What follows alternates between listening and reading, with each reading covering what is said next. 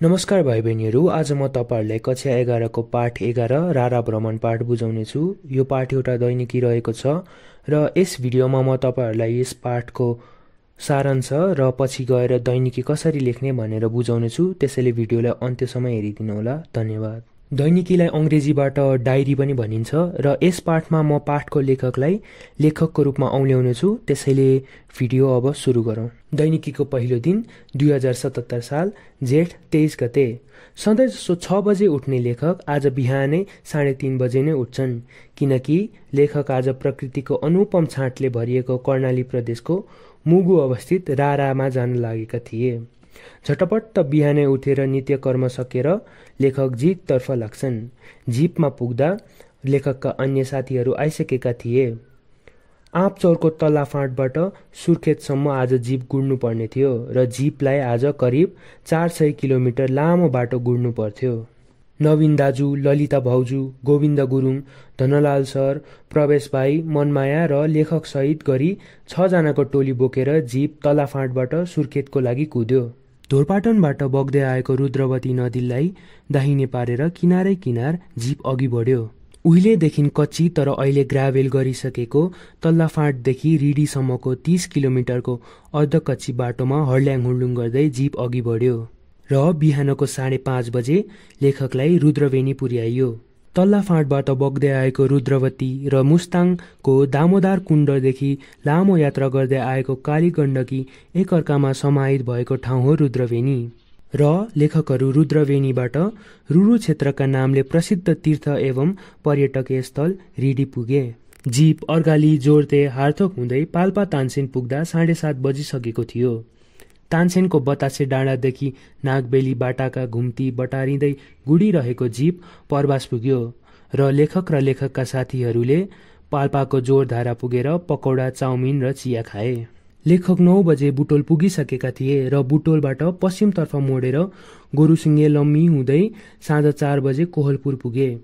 कोहलपुरमा पूर्व पश्चिम राजमार्गलाई बिदा गर्दै कर्णाली राजमार्गतर्फ जीप अघि बढ्यो र चिसापानी हात्तीसार हुँदै छिन्चुमा पुग्यो। जीप भेरी नदी तरेर कोहलपुरदेखिको करिब 75 किलोमिटरको यात्रा छिचोल्दै सुर्खेत पुग्यो र साँझ 9 बजे सुर्खेतकै बस पार्ककै एउटा होटेलमा लेखक र लेखकका साथीहरू बसे। दैनिकीको दोस्रो दिन 2077 साल जेठ 24 गते। अघिल्लो दिन दिनभर जीपमा कुच्चिएर बसेको र जीपले हुइक्याउँदा थाकेको लेखक र लेखकका साथीहरू 10 बजे सुतेका थिए। तर आज भने बिहानै 4 बजे उठ्न बाध्य भए, किनकि जीपका गुरुले आज बिहानै 5 बजे तयार हुन भनेर सङ्केत गरेका थिए। 24 गते बिहानै 5 बजे सुर्खेतबाट राराको यात्रामा लेखकहरू निस्के। लेखकलाई एकछिन त्यहीँ बसेर सुर्खेतको बजार र सुन्दर उपत्यका हेर्न रहर हुँदाहुँदै यसपालि गन्तव्य रारा भएकाले लेखक बजार छाडेर अघि बढ्न बाध्य भए। जीप बडी चौर पाताल खोला हुँदै तल्लो ढुङ्गेश्वर झर्यो र लेखकका साथीहरूले त्यहीँ नै चिया नास्ता गरे। कर्णाली नदीको तिरैतिर हुँदै जीप अघि बढ्यो। लेखकले कर्णाली नदीलाई हेर्दाखेरि मनमा कर्णाली नदी भने घाम ताप्न तल सर्दै गरेको र आफू भने शीतलताको खोजीमा माथि माथि सर्दै गरेको जस्तो लाग्यो। राकम कर्णाली खिड्की जिउला हुँदै लेखकहरू जितेघाट पुगे।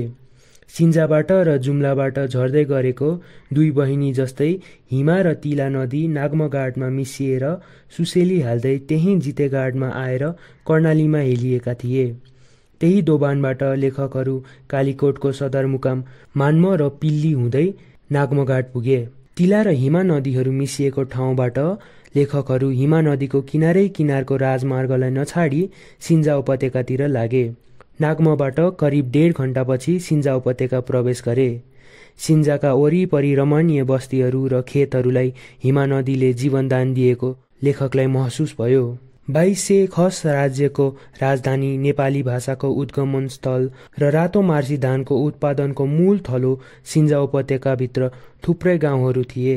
जीप पाण्डव गुफा हुँदै गोठी जिउला पुग्यो र गोठी जिउला पुगेपछि लेखकहरू जीपभित्र कुच्चिएको जिउलाई तन्काउन थाले र होटेलमा खाना बनाउन लगाए। खाना खाएपछि पवित्र र ऐतिहासिक सिन्जालाई आँखाभरि सजाउँदै लेखक र लेखकका साथीहरू जीप चढे र अघि बढे। सिन्जा उपत्यकालाई छाडेर मालिका बोतादेखि सुरु हुने चट्टान चिरेर बनेको राजमार्गले पछ्याउँदै चौथा भन्ने ठाउँमा पुगे। चौटाबाट उकालिँदै घुच्चीको लेकमा पुग्दा रारा राशिनी कुञ्जको चेक पोस्ट देख्दाखेरि लेखक र लेखकका साथीहरूले रारा पुग्यो कि भनेर सोध्न थाले।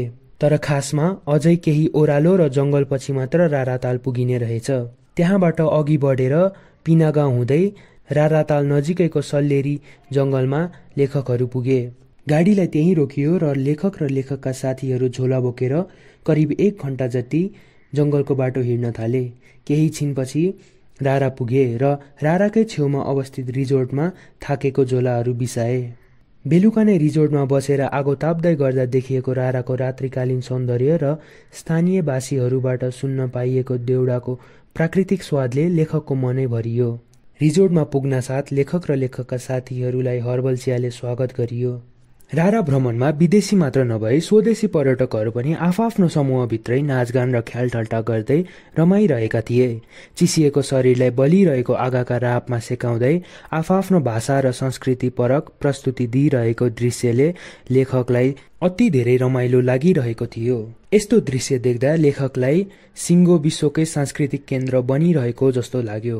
तराईको गर्मीमा बाफिँदै उकालिएको लेखकको जिउ रारामा आइपुग्दा पुरै चिसिएको थियो। लेखकको घर गुल्मी भन्दा कैयौं गुणा धेरै चिसो ठाउँमा लेखक पुगिसकेका थिए। लामो यात्राको थकानले लखतरान भए पनि राराको सौन्दर्य पान गर्ने खुसीले लेखकको मन फुरुङ्ग भएको थियो। दैनिकीको तेस्रो दिन 2077 साल जेठ 25 गते। यो दिन पनि सबैजना बिहानै 5 बजे नै उठे।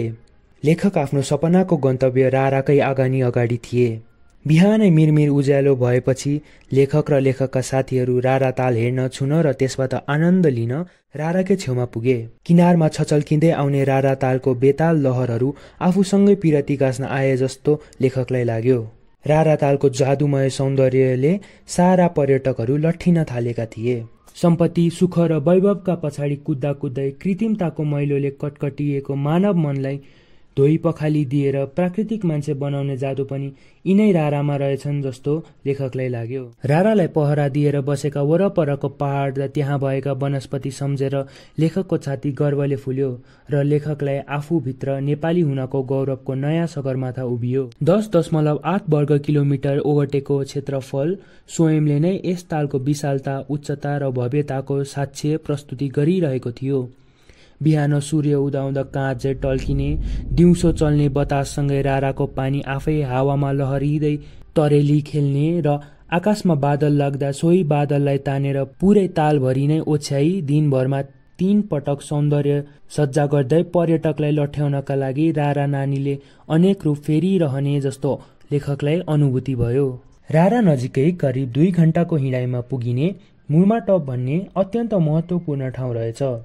राराको पुरै दृश्य अवलोकन गर्न अपी, कान्जिरुवा र सिस्ने जस्ता हिमालहरू हेर्न पाइने उक्त ठाउँमा भने लेखक र लेखकका साथीहरू पुग्न सकेनन्।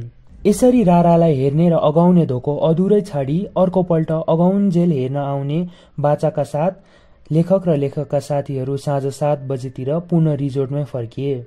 लेखक र लेखकका साथीहरू हतारिएका थिए किनकि उहाँहरूलाई भोलि बेलुकी सुर्खेत पुग्नु थियो र पर्सिसम्म आफ्नै जन्मथलो पुग्नै पर्ने थियो।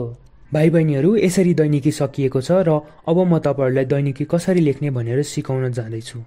सर्वप्रथम दैनिकी लेख्दाखेरि दैनिकी लेख्ने दिनको मिति र ठेगाना सबैभन्दा माथि लेख्नुपर्ने हुन्छ र त्यसपछि दैनिकी क्रमबद्ध रूपमा लेख्नुपर्ने हुन्छ। दिनभरिमा के क्रियाकलाप गर्नुभयो, के भयो त्यो सबै हामीले मिलाएर लेख्नुपर्ने हुन्छ। पहिला के भयो, त्यसपछि के भयो, त्यसपछि के भयो, त्यो सबै हामीले मिलाएर लेख्नुपर्ने हुन्छ। र दैनिकी हाम्रो निजी अनुभव भएकोले, दैनिकी हाम्रो पर्सनल एक्सपिरियन्स, डायरी भनेको पर्सनल एक्सपिरियन्स भएकोले हामीले प्रथम पुरुषको प्रयोग गर्नुपर्ने हुन्छ। दैनिकी लेख्दा हामीले जहिले हामी र म प्रयोग गर्नुपर्ने हुन्छ र अन्त्यमा दैनिकी लेख्दाखेरि हामीले भूतकाल क्रियापदको प्रयोग गर्नुपर्ने हुन्छ, किनभने दैनिकी भनेको हाम्रो पहिल्यै भइसकेको घटनाहरू हो। त्यसैले हामीले दैनिकी लेख्दाखेरि हामीले भूतकाल क्रियापदको प्रयोग गर्नुपर्ने हुन्छ। यदि तपाईहरूले ध्यान दिएर परीक्षा दिनुभयो भने तपाईहरूको परीक्षामा राम्रो अङ्क आउँछ। अब तपाईहरूले लेख्नुभएको दैनिकीको अङ्क मूल्याङ्कन परीक्षामा कसरी हुन्छ भनेर म भन्न जाँदैछु। तपाईहरूलाई 1 अङ्क चाहिँ प्रस्तुतिको दिइन्छ। तपाईहरूले मिति, स्थान, ठेगानाहरू लेख्नुभएको छ कि छैन त्यो हेरेर आउँछ। 2 अङ्क चाहिँ तपाईहरूको विषयवस्तुबाट आउँछ। कमसेकम तपाईहरूले 1.5 पाना जति लेख्नुभयो भने राम्रो हुन्छ। एक अङ्क फेरि तपाईहरूको शैली, लेख्ने तरिका अनि मौलिकताबाट आउँछ। अब त्यो राम्रो छ कि छैन त्यो हेरेर आउँछ है। शैली र लेख्ने शैली र मौलिकताबाट आउँछ। अनि फेरि अर्को एक अङ्क चाहिँ तपाईहरूको भाषिक शुद्धता। मैले भने जस्तै अब तपाईहरूले प्रथम पुरुष प्रयोग गर्नुभएको छ कि छैन र क्रियापदमा तपाईहरूको भूतकाल छ कि छैन त्यो हेरेर तपाईहरूलाई अङ्क मूल्याङ्कन गरिन्छ। र तपाईहरूले यसरी हेरेर लेख्नुभयो भने तपाईहरूको राम्रै अङ्क आउँछ। भिडियो हेरिदिनु भएकोमा धन्यवाद। तपाईहरूले हाम्रो च्यानलमा अरू च्याप्टरको पनि समरी र एक्सर्साइजहरू पाउन सक्नुहुन्छ। त्यहाँ प्लेलिस्टै छ पुरै। अनि तपाईहरूले च्यानल र भिडियो मन पर्यो भने तपाईहरूले च्यानललाई सब्स्क्राइब गर्न सक्नुहुन्छ र भिडियोलाई लाइक गर्न सक्नुहुन्छ। धन्यवाद।